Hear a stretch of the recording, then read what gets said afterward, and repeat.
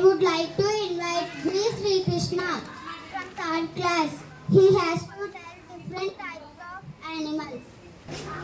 Hello everyone, this is Sri Krishna studying third class in our Sri Shanti Ketan English Medium School, Gorinta. Today my seminar topic is different types of animals. Animals can live in the air, water and land. Creatures that live in the air. Some creatures like birds, bats, some insects live in the air. Example, butterfly, honeybee, eagle. Creatures that live in the water. Some creatures like duck and fish live in water. These creatures are also called aquatic animal.